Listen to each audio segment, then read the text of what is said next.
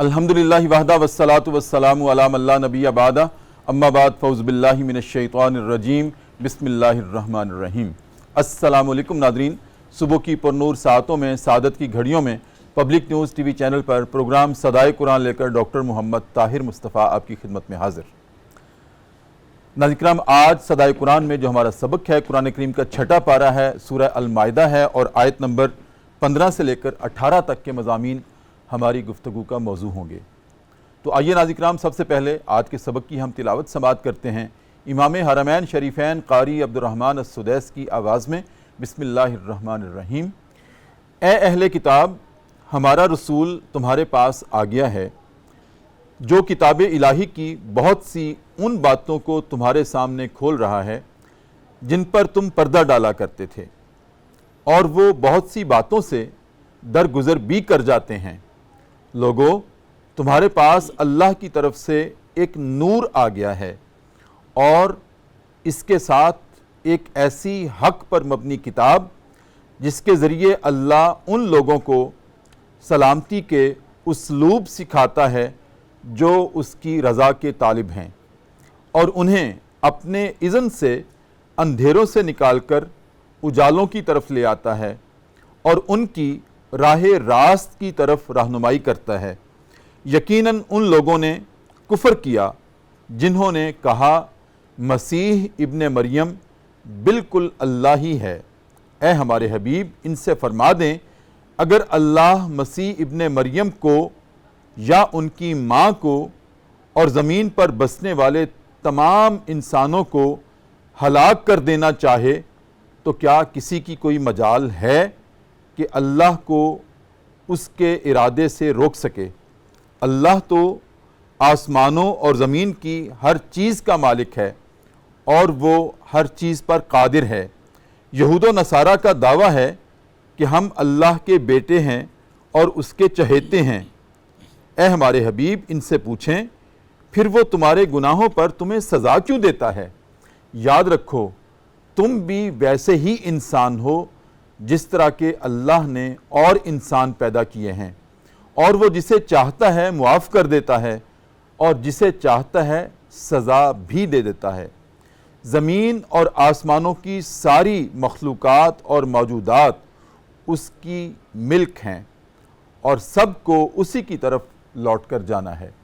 ناظرین کرام، یہ ہمارا آج کا سبق ہے پروگرام صدائے قرآن میں، اور آج کے سبق میں ناظرین کرام اللہ رب العزت نے اہل کتاب کو مخاطب کر کے خاتم النبیین ختم المرسلین فداک امی و ابی نبی کریم حضرت محمد صلی اللہ علیہ وآلہ وسلم کے امتیازی اوصاف بیان کیے ہیں۔ ناظرین کرام، ان اوصاف کو بیان کرتے ہوئے اللہ رب العزت نے یہ ارشاد فرمایا ہے کہ اے لوگو، تمہارے پاس میں نے ایک اپنا نور بھیجا ہے اور ایک کتاب مبین بھیجی ہے۔ ناظرین کرام، یہاں نور کا الگ تذکرہ ہے اور کتاب مبین کا تذکرہ الگ ہے، جس سے صاف ظاہر ہوتا ہے کہ کتاب مبین کا جو استعارہ ہے وہ تو کلام اللہ کے لیے ہے، اور جو نور کا استعارہ قرآن کریم میں بیان کیا گیا ہے یہ نبی کریم صلی اللہ علیہ وآلہ وسلم کی ذات اقدس کے لیے ہے۔ آپ کو یہاں پر نور ارشاد فرمایا گیا ہے، اور ناظرین کرام جو ختم المرسلین صلی اللہ علیہ وسلم کے صفاتی اسماء ہیں ان میں بھی آپ کا ایک اسم گرامی سیدنا نور صلی اللہ علیہ وسلم ہے، اور جو کلام اللہ سے ہی ماخوذ ہے۔ ناظرین کرام، اب آج ہم یہ ڈسکس کریں گے کہ کلام اللہ میں یعنی قرآن کریم میں ہی نبی کریم صلی اللہ علیہ وسلم کو بشر بھی ارشاد فرمایا گیا ہے اور نور بھی ارشاد فرمایا گیا ہے۔ اب دیکھنا یہ ہے کہ ان دونوں صفات کی حدود و قیود کیا ہیں۔ آپ بشر ہیں تو کس پیرائے میں بشر ہیں، آپ نور ہیں تو کس پیرائے میں آپ کی ذات اقدس ہمارے لیے نور ہے۔ نور ایک روشنی کو کہتے ہیں، اور یقیناً اللہ رب العزت نے آپ صلی اللہ علیہ وآلہ وسلم کو اگر نور قرار دیا ہے تو اس سے صاف مراد یہ ہے کہ آپ کی ذات اقدس اور آپ کا دین ہمارے لیے ایک روشنی کا باعث ہے۔ اگر ہم آپ کی ذات اقدس کو جسمانی اعتبار سے بھی، وجاہت کے اعتبار سے بھی دیکھیں تو بہت سارے صحابہ اکرام کی شہادتیں تاریخ میں موجود ہیں، احادیث میں موجود ہیں، روایات میں موجود ہیں کہ آپ کا چہرہ انور ایک نور کی طرح ہوا کرتا تھا۔ بہت سارے صحابہ اکرام کہتے ہیں کہ جب آپ جگمگاتے چہرے کے ساتھ ہمارے پاس تشریف رکھا کرتے تھے، ہماری مجلس میں ہوا کرتے تھے نبی کریم صلی اللہ علیہ وسلم، تو ہم کبھی چاند کو دیکھا کرتے تھے، کبھی آپ کے چہرہ انور کو دیکھا کرتے تھے۔ وہ بھی ایک روشنی ہے اور آپ کا چہرہ انور بھی ایک روشنی کی طرح ہوا کرتا تھا۔ ناظرین کرام، تو بالکل یہاں پر یہ جو کلام اللہ کی شہادت ہے یہ آپ پر صادق آتی ہے کہ آپ نور تھے۔ ناظرین کرام، اس کے علاوہ اللہ رب العزت نے آج کے سبق میں یہ بھی ارشاد فرمایا ہے کہ ہمارے حبیب کریم لوگوں سن لو، تمہارے سامنے ان باتوں کو کھول کھول کر بیان کرتے ہیں جن پر اہل کتاب پردہ ڈالا کرتے تھے۔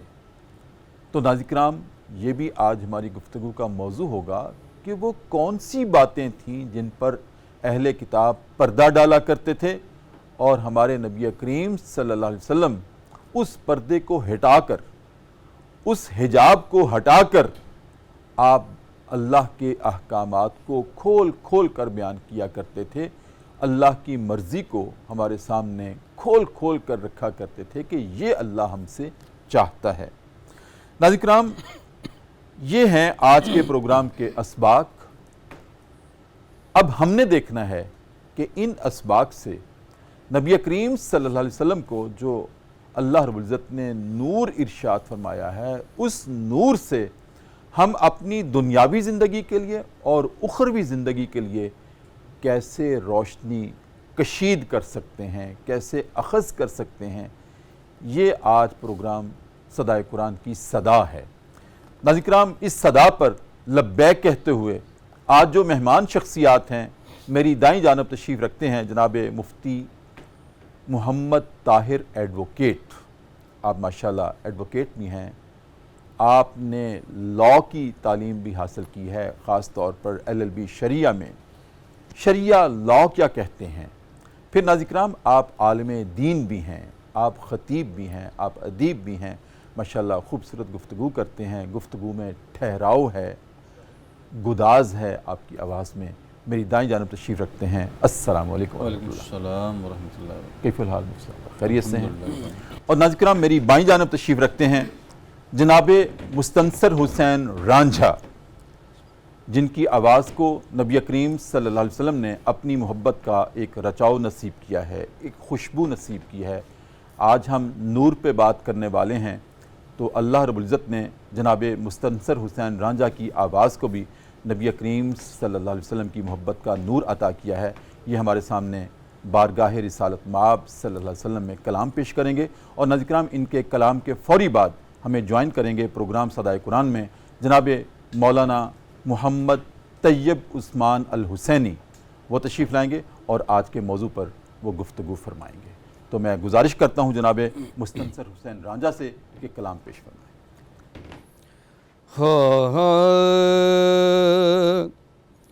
رنگین یہ گلاب نا گلزار چاہیے، رنگین یہ گلاب نا گلزار چاہیے، طیبہ کے دست کا مجھے ایک خار چاہیے، طیبہ کے دست کا مجھے ایک خار چاہیے، اور دنیا نہ مجھ کو مال کا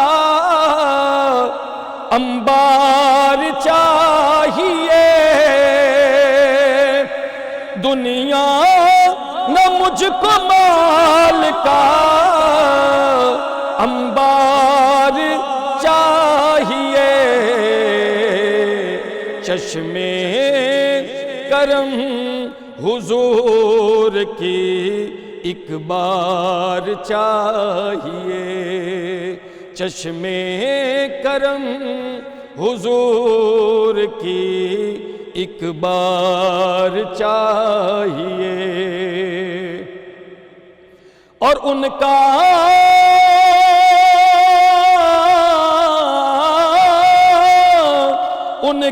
گنہگار کو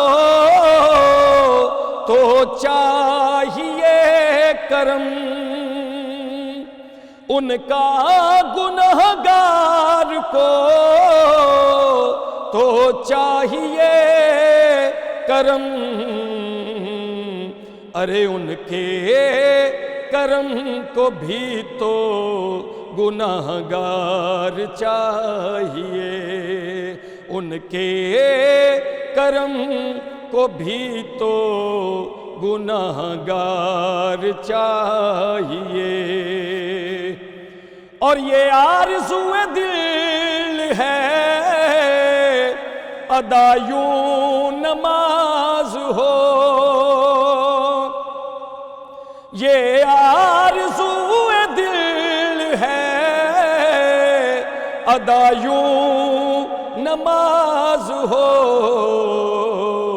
کہ سجدوں کے واسطے تیرا دربار چاہیے، سجدوں کے واسطے تیرا دربار چاہیے، اور کعبہ کی عظمتیں مجھے تسلیم ہے مگر،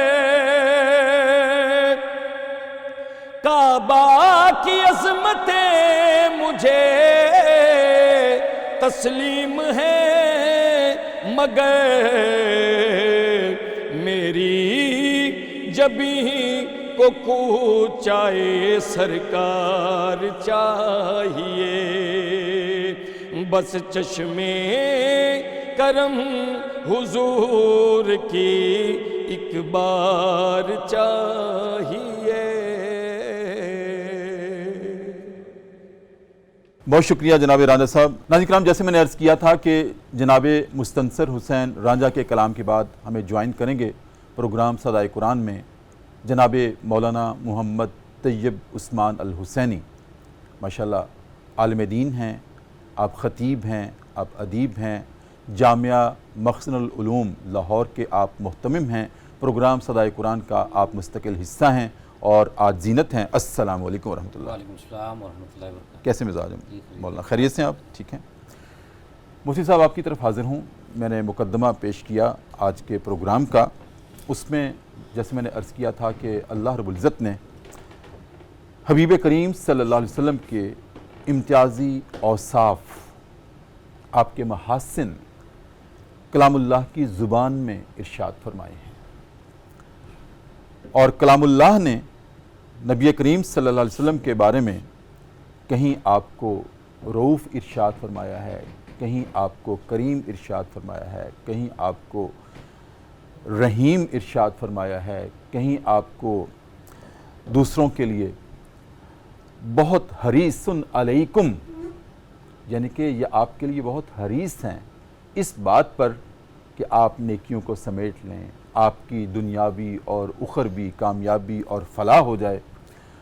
کبھی آپ کو اللہ رب العزت نے محمد صلی اللہ علیہ وسلم کے طور پہ ارشاد فرمایا ہے، کہیں احمد کے طور پہ ارشاد فرمایا ہے، کہیں آپ کو محمود کے طور پہ ارشاد فرمایا ہے، کہیں آپ کو قاسم کے طور پہ ارشاد فرمایا ہے، کہیں آپ کو طیب اور طاہر کے طور پہ ارشاد فرمایا ہے۔ آج کے سبق میں اللہ رب العزت نے آپ کو نور بھی ارشاد فرمایا ہے۔ ہم اس پہ بھی بات کرتے ہیں، لیکن سب سے پہلے جو آج کے سبق کا آغاز ہے وہ یہاں سے اللہ رب العزت نے کیا ہے کہ لوگوں سن لو، میرے حبیب کریم تمہارے سامنے ان باتوں کو کھول کھول کر بیان کرتے ہیں جن کو کہ اہل کتاب یہود و نصارہ ان کے اوپر پردہ ڈالا کرتے تھے۔ تو ہمارے ناظرین کی مفتی صاحب آپ رہنمائی فرمائیں کہ وہ کون سی باتیں تھیں جن پر اہل کتاب پردہ ڈالا کرتے تھے، اور نبی کریم صلی اللہ علیہ وسلم فدا کا امی و ابی ان کو کھول کھول کر بیان کیا کرتے تھے۔ بہت شکریہ ڈاکٹر صاحب، آپ نے بہت خوبصورت سوال ارشاد فرمایا۔ رسول اکرم صلی اللہ علیہ وسلم دراصل آئے ہی اندھیروں کو ختم کر کے روشنی دینے کے لیے ہیں، اور اسی بنیاد پر اللہ رب العزت ان آیات میں ارشاد فرما رہے ہیں کہ وہ بہت سی ایسی چیزیں جو لوگوں نے چھپا رکھی تھیں، گزشتہ امتوں کے لوگ، ان کے علماء چھپاتے تھے، ظاہر نہیں کرتے تھے، اور ان کی جگہ پر بعض دفعہ تحریف کر کے کچھ اور چیز بیان کر دیتے تھے جو اللہ تعالیٰ نے نہیں بیان کی ہوئی تھی۔ یہ بھی وضاحت کرنا نبی اکرم صلی اللہ علیہ وسلم کی بنیادی ذمہ داریوں اور ان کے فضائل میں سے بھی ہے۔ تو نبی اکرم صلی اللہ علیہ وسلم کی یہاں پر اس فضیلت کا اللہ رب العزت نے واضح کرتے ہوئے ارشاد فرمایا کہ وہ بہت کچھ وہ ظاہر کر دیتے ہیں جو تم چھپایا کرتے تھے۔ جی، ایک تو اس حوالے سے شان نزول بھی ہے کہ چند یہودی حضور نبی اکرم صلی اللہ علیہ وسلم کے پاس حاضر ہوئے اور ان سے کہنے لگے کہ رجم سے متعلق آپ کچھ فرمائیں کہ اسلام کیا کہتا ہے۔ تو انہی سوال کرنے والوں میں ایک ان کے بڑے سردار اور منصف، جن کو بڑا حاکم کہا جاتا ہے، وہ موجود تھے، جن کا نام ابن سوریہ بتایا مفسرین نے۔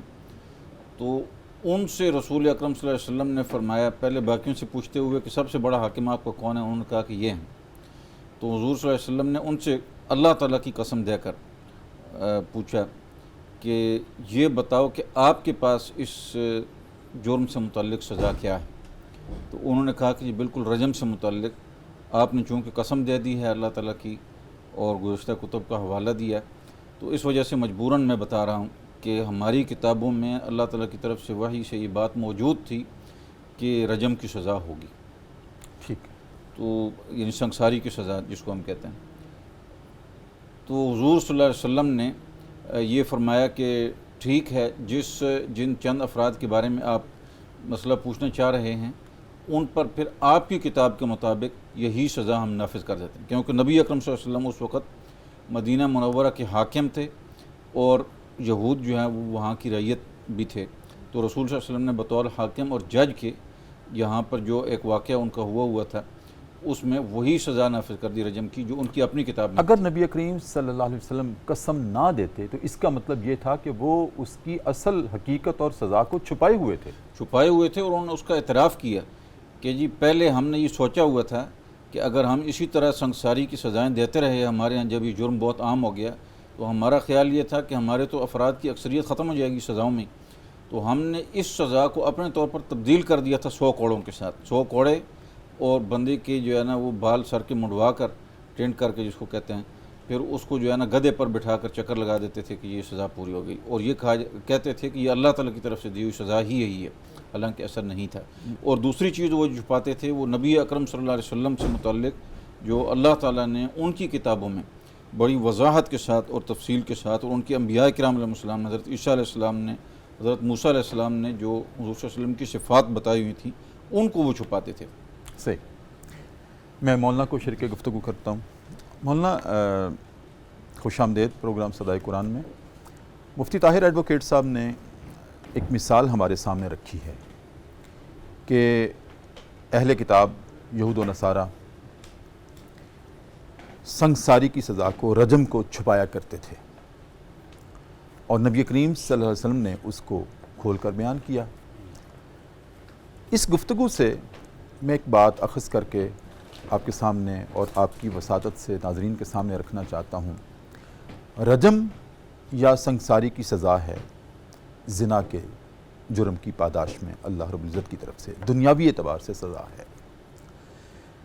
جبکہ مخالفین اسلام، دشمنان اسلام توہ میں رہتے ہیں کہ کہیں ہمیں کوئی موقع ملے، کوئی بات ہاتھ میں آئے تو ہم اس کو مینیپولیٹ کر کے دنیا کے سامنے پیش کریں کہ دیکھیں اسلام کتنا سخت دین ہے، اور یہ جو سزا دین اسلام نے رکھی ہے اس جرم کی پاداش میں، دیکھا جائے تو جرم کون سا چھوٹا ہے۔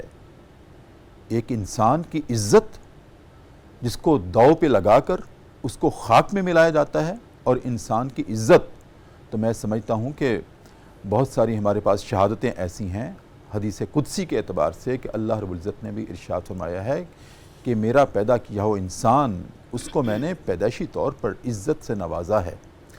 بیت اللہ کی عزت ایک طرف، ایک انسان کی عزت ایک طرف، وہ پلڑا بھاری ہے۔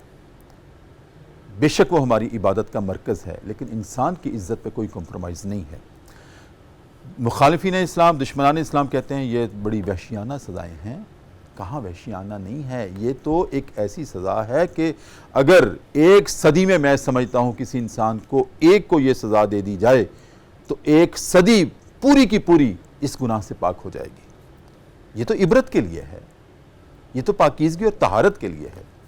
لیکن ہمارا جو موضوع ہے، جس تناظر میں مفتی صاحب نے مثال دی ہے کہ اہل کتاب کچھ باتوں کو چھپاتے تھے اور نبی کریم ان کو ظاہر کرتے تھے، اس تناظر میں آپ کیا ارشاد فرمائیں گے؟ بسم اللہ الرحمن الرحیم۔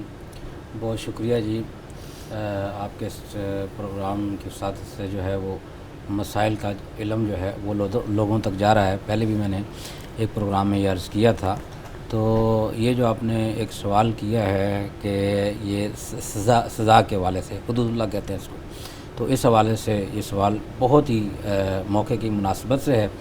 اور اس سے پہلے ان آیات کے اندر جو ذکر فرمایا گیا ہے وہ یہودیوں کی اور نصرانیوں کی جو ہے وہ علمی بددیانتی کا ذکر کیا گیا ہے کہ وہ اللہ تعالیٰ کے حکم کو تبدیل کر دیتے تھے اور یا چھپا لیتے تھے، یعنی نبی کریم صلی اللہ علیہ وسلم کے جو اخلاق اور اسی طریقے سے جو نشانیاں بتائی گئی تھیں ان کو وہ چھپاتے تھے۔ تو اس لیے ان آیات میں ان کا ذکر کیا گیا ہے اور تفصیل کے ساتھ مفتی طاہر صاحب نے بتا دیا ہے۔ دوسری بات یہ ہے کہ اللہ تعالیٰ کا حکم امن، آج ساری دنیا جو ہے وہ اپنے طریقے سے امن قائم کرنے کی کوشش کر رہی ہے، لیکن امن تب قائم ہوگا جب کہ کائنات بنانے والے کے نظام کو فالو کیا جائے گا۔ جب کائنات بنانے والے کا نظام اور اسی طریقے سے اگر کسی نے کوئی ایسا عمل کیا ہے جو کہ اللہ تعالیٰ کی نافرمانی کا ہے یا نبی کریم صلی اللہ علیہ وسلم کی اطاعت سے ہٹ کر ہے، تو اس کے لیے سزائیں تجویز کی گئی ہیں۔ تو یہ نبی کریم صلی اللہ علیہ وسلم نے جو سزا تجویز فرمائی ہے یا قرآن مجید میں آئی ہے، تو یہ اللہ تعالیٰ کا حکم ہے۔ تو اللہ تعالیٰ کے حکم کے آگے تو دوسری بات نہیں ہے۔ اسی طریقے سے اگر ہم نظام فطرت پہ جائیں کہ ایک انسان کی یا ایک بچے کی یا ایک بچی کی جو پیدائش ہے اس کا ایک اللہ تعالیٰ نے ایک نظام بنایا، لیکن وہاں پر یہ کوئی نہیں کہتا کہ ایک یعنی عورت کے جسم کو چاک کر کے کاٹ کر جو ہے وہ بچے کو نکالا جاتا ہے، اور یہ بہت تکلیف دہ عمل ہے، ایسا نہیں ہونا چاہیے۔ تو لہذا اللہ تعالیٰ نے جو نظام بنایا ہے اس نظام کو قبول کریں گے تو امن قائم ہوگا۔ یا یہاں پر یہ جو فرمایا گیا ہے یہ اہل کتاب کو تو حکم ہے ہی ہے یا ان کے بارے میں ذکر کیا گیا، لیکن اصل سبق اہل اسلام کو ہے کہ اہل اسلام ان باتوں سے سبق سیکھیں اگر آئندہ کے نظام میں امن حاصل کرنا ہے۔ بالکل ٹھیک ہے، یعنی کہ نبی کریم صلی اللہ علیہ وسلم کی ذریعے سے یہ پوری امت کو سبق ہے، جی بالکل، آج بھی قیامت تک کے انسانیت کو یہ سبق ہے بالکل بالکل کہ جن باتوں کو اللہ نے شریعت کے طور پر ہمارے لیے استوار کر دیا ہے اس کو چھپانا ایک سخت گناہ نہیں بلکہ معاشرے کے بگاڑ کا ذریعہ بھی ہو سکتا ہے۔ بہت شکریہ مولانا آپ کی اس گفتگو کا۔ آپ کی اجازت سے میں ایک وقفہ لینا چاہتا ہوں۔ ناظرین کرام، وقفہ ہے پروگرام صدائے قرآن میں، اور وقفے میں ہم جایا کرتے ہیں دربار رسالت میں اور اپنے نبی کریم صلی اللہ علیہ وسلم کی ذات اقدس پر والہانہ انداز میں درود کریم کا نذرانہ پیش کرتے ہیں۔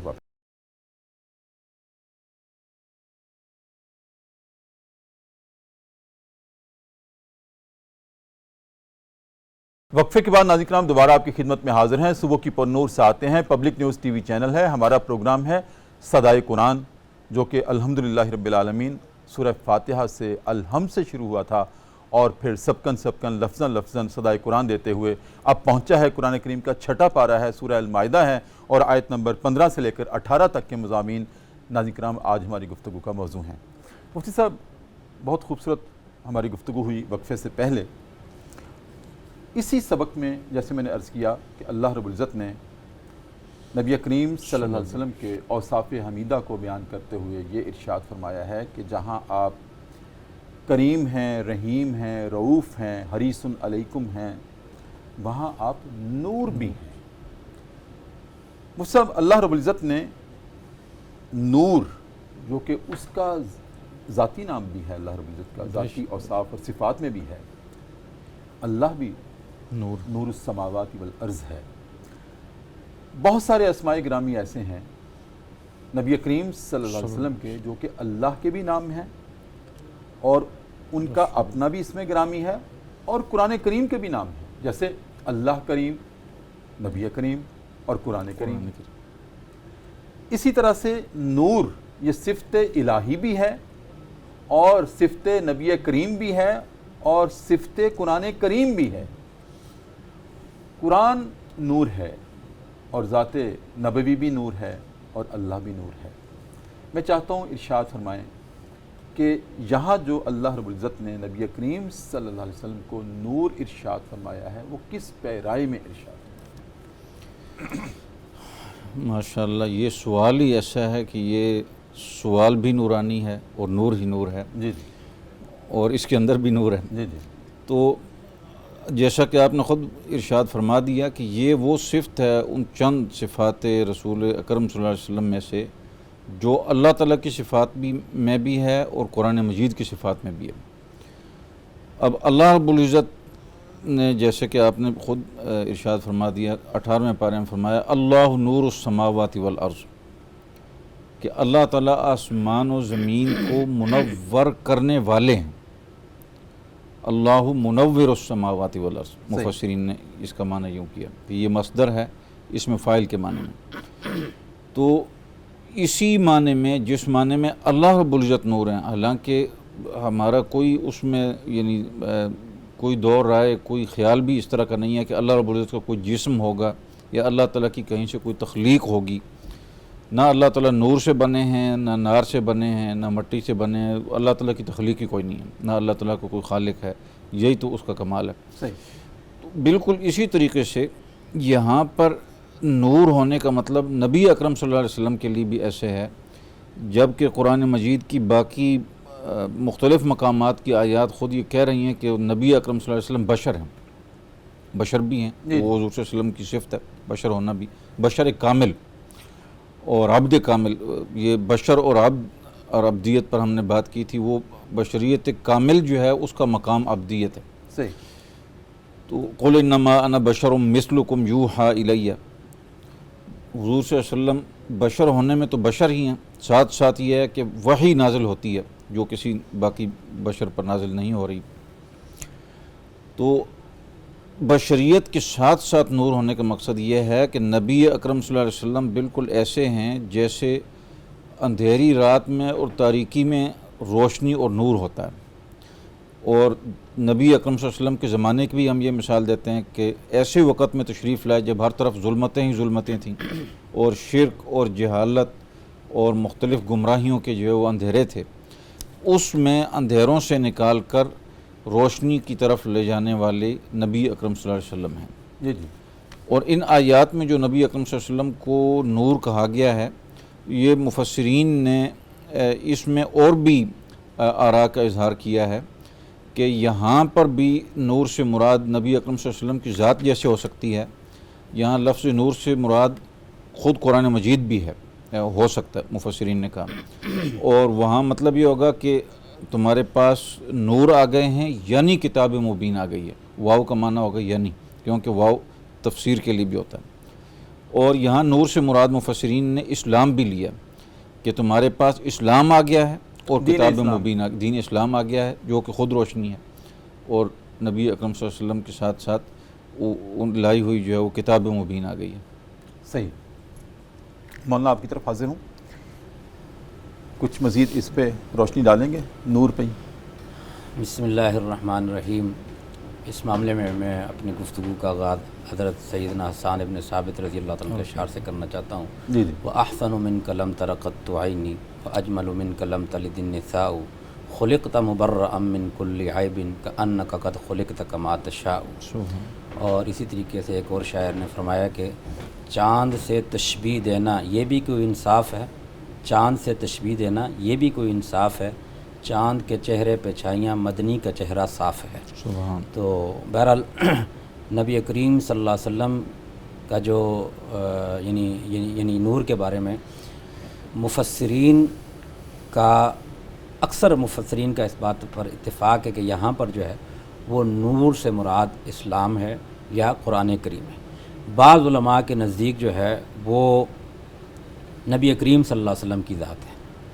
تو بہرحال انہی کی کتابوں سے ایک حوالہ میں پیش کرتا ہوں، صراط الجنان فی تفسیر القرآن کے اندر جو ہے وہ لکھا ہے مفتی نعیم الدین مراد آبادی کے حوالے سے کہ انہوں نے یہاں نور سے مراد نور نبوت لیا ہے، یہاں سے نور سے مراد نور نبوت لیا ہے۔ اچھا، اور اسی طریقے سے وہ آگے جا کر لکھتے ہیں کہ یہاں نور سے مراد انوار ہدایت ہے، اور پھر جو ہے وہ آگے جا کر لکھتے ہیں کہ یہاں نور بمعنی معرفت ہے، یعنی نبی کریم صلی اللہ علیہ وسلم نے اللہ تعالیٰ کی معرفت یعنی جیسے جس طریقے سے حاصل کی اور جس قدر نبی کریم صلی اللہ علیہ وسلم کو اللہ تعالیٰ کی معرفت حاصل ہوئی، تو اسی طریقے سے نبی کریم صلی اللہ علیہ وسلم نے ان علوم کو لوگوں کے سامنے اشکارا کیا، ان کے دلوں کے اوپر اور ان کے ذہنوں میں جو شرک کا زنگ تھا اور اسی طریقے سے وہ برائیوں کے اندر جو ہے وہ لپٹے ہوئے تھے، نبی کریم صلی اللہ علیہ وسلم آپ نے نور ایمان عطا کیا، اپنے نور کی وجہ سے وہ جو ان کے دلوں پر زنگ تھا اس کو اتار کر اللہ کریم نے جو آپ کو نور عطا کیا تھا وہ نور آپ نے ان کے دلوں کے اندر شامل کیا۔ جی بالکل ٹھیک۔ آپ کی اجازت سے ایک اور وقفہ ہے ناظرین کرام، وقفہ ہے پروگرام صدائے قرآن میں ایک مرتبہ پھر، اور دوبارہ چلتے ہیں دربار رسالت میں اور اپنے نبی کریم صلی اللہ علیہ وسلم کی ذات اقدس پر والہانہ انداز میں درود کریم پیش کرتے ہیں اور واپس آتے ہیں۔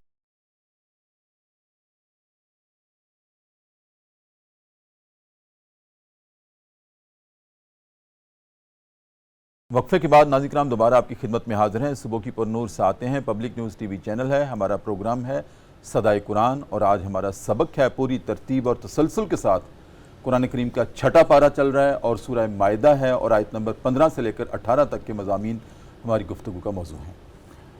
مفتی طاہر صاحب، پروگرام کے اختتامی لمحات ہیں، ایک بڑی اہم بات آپ سے سمجھنا چاہتے ہیں ہمارے ناظرین، وہ یہ کہ اہل کتاب یہود و نصارہ جن کے تناظر میں یہ سارا سبق ہے، وہ یہاں ارشاد ہے آج کے سبق میں کہ وہ اللہ رب العزت کی ذات کو حضرت عیسیٰ سے صرف تشبیہ نہیں دیتے تھے کہ اللہ کی طرح ہے، بلکہ بعض اوقات اللہ ہی قرار دے دیتے تھے عیسیٰ کی ذات۔ کتنا بڑا شرک ہے، کتنا بڑا ظلم عظیم ہے، حالانکہ اللہ رب العزت نے ارشاد فرمایا یہ میرے عبد ہیں، میرے رسول ہیں۔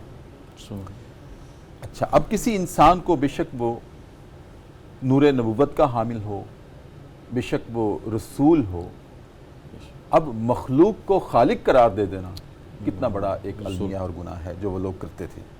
لیکن اس کے ضمن میں اللہ رب العزت نے آج کے سبق میں یہ نہیں ارشاد فرمایا کہ لوگ عیسیٰ کو خدا قرار دے کر وہ شرک کرتے ہیں، بلکہ کہا کفر کرتے ہیں۔ یہاں بڑا باریک سا نقطہ ہے، حالانکہ یہ بظاہر تو شرک ہے لیکن کفر ارشاد فرمایا، اور اب سے بات کرتے کرتے ہی اللہ نے شاید میرے ذہن میں یہ بات ڈال دی کہ شرک تو تب ہوتا کہ وہ خدا جیسا قرار دیتے، لیکن انہوں نے خدا ہی قرار دے دیا، تو اس کا مطلب اصل خدا کا انکار کر دیا اور وہ کفر ہو گیا۔ تو کچھ تو آدھا جواب میں نے دے دیا، آدھا آپ ارشاد فرما دیں۔ بالکل جی، بہت خوبصورت، اور یہ الہامی جواب ہے، اللہ تعالیٰ نے آپ کو الہام عطا فرمایا۔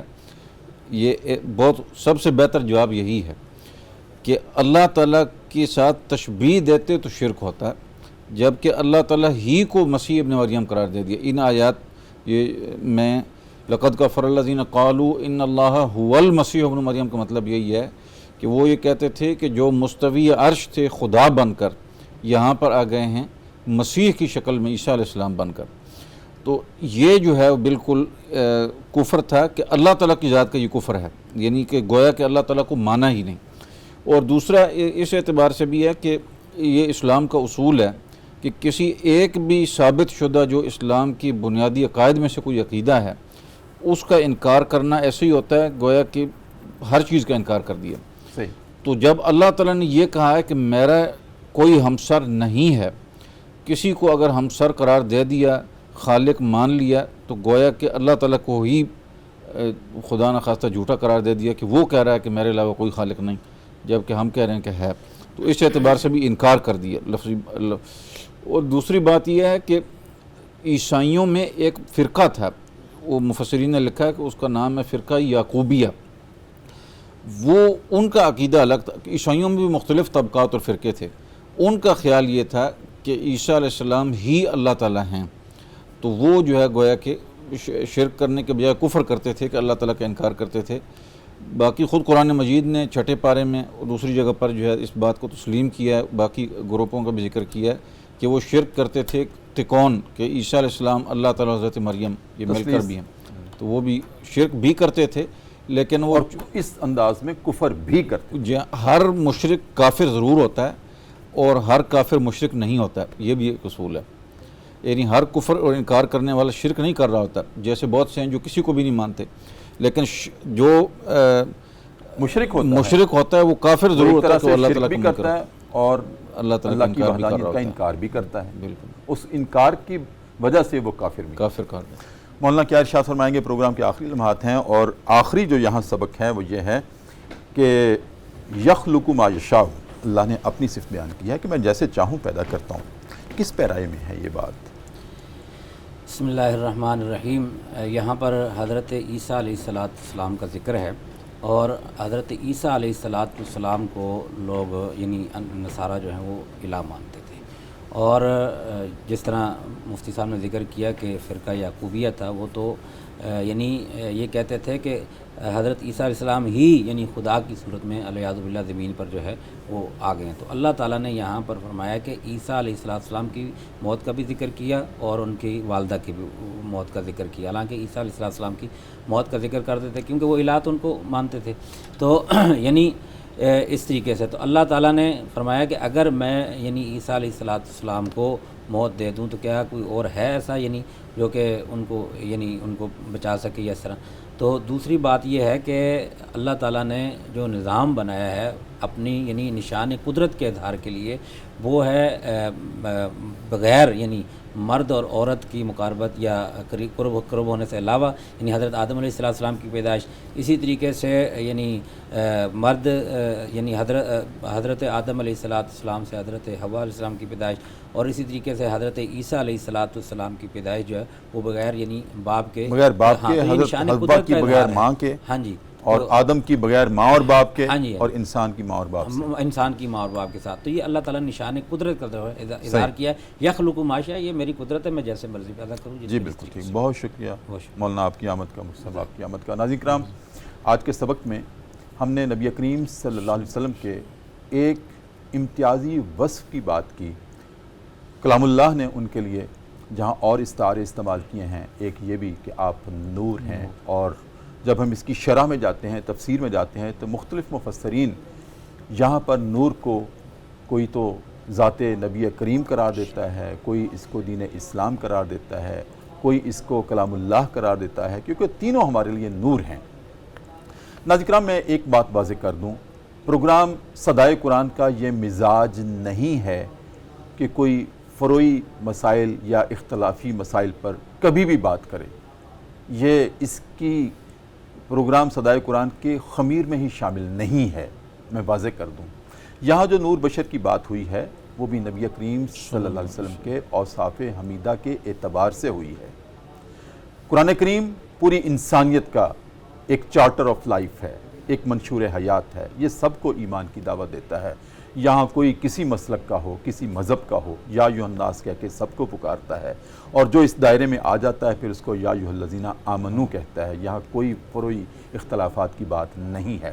لیکن نبی کریم صلی اللہ علیہ وسلم نے جو آپ کو بشر قرار دیا ہے وہ جسمانی وجاہت کے اعتبار سے قرار دیا ہے, اور جو آپ کو نور قرار دیا ہے وہ آپ کے نورانی اوصاف کی وجہ سے قرار دیا ہے آپ کو نور, کہ آپ کی آنکھ بھی نور ہے, آپ کا کان بھی نور ہے, آپ کی زبان اقدس سے نکلنے والے الفاظ نور ہیں. اور اللہ رب العزت نے ناظرین کرام نور کی تجلی کو آپ کی روح میں شامل کر دیا تھا پہلی وحی کے موقع پر حضرت جبرائیل علیہ السلام کے ذریعے سے. جب آپ نے ارشاد فرمایا تھا, حضرت جبرائیل علیہ السلام نے وحی لے کر آئے تھے, اقرا پڑھیے, تو آپ نے ارشاد فرمایا تھا ما انا بقاری یا انا امی. تو پھر حضرت جبرائیل علیہ السلام نے آپ کو بھیجا تھا اور وہ سارا نور منتقل کر دیا تھا جو اللہ رب العزت نے آپ کے لیے اس ذات کریم کے لیے بھیجا تھا. اور اس کے بعد تو پھر آپ عالم کے لیے روشنی بن گئے تھے. آپ منور کرنے لگے اپنی تعلیمات سے اور اس دین سے جو اللہ نے آپ کو بھیجا تھا، لہٰذا آپ ایسے بشر تھے، ایک ہم بشر ہیں لیکن ناظرین کرام ہمارے پسینے سے کوئی خوشبو تو نہیں آتی، اور آپ ایسے بشر تھے کہ آپ کے پسینہ مبارک سے خوشبو آتی تھی، عطر جیسی خوشبو آتی تھی۔ بعض اوقات ہم کسی سے ہاتھ ملاتے ہیں نا تو کہتے ہیں نا کیا ریشم و کم خواب ہاتھ ہیں، تو اسی طرح آپ کا چہرہ جیسے میں نے مقدمے میں عرض کیا تھا وہ تو نور کا سرچشمہ تھا، صحابہ اس نور سے فیضیاب ہوتے تھے۔ آپ جسمانی اعتبار سے بشر تھے لیکن نورانی اعتبار سے آپ سرچشمہ نور تھے۔ جتنی بھی کائنات میں روشنی ہے وہ آپ کی وجہ سے ہے، کیونکہ بعد از خدا بزرگ توئی قصہ مختصر۔ اللہ کے نور کی تجلی تو ہم جنت میں اس کا مشاہدہ کریں گے، دنیا میں اللہ کے نور کی تجلی کو اگر کسی نے مشاہدہ کرنا ہے تو وہ ذات رسول کریم کو دیکھ لے اور آپ کے دین کو دیکھ لے، سراپا نور ہیں آپ۔ ناظرین کرام، اسی کے ساتھ آج کا پروگرام صدائے قرآن اپنے اختتام کو پہنچتا ہے۔ اپنے میزبان ڈاکٹر محمد طاہر مصطفیٰ کو کل تک کے لیے اجازت دیجیے، اپنا بہت خیال رکھیے، اللہ حافظ۔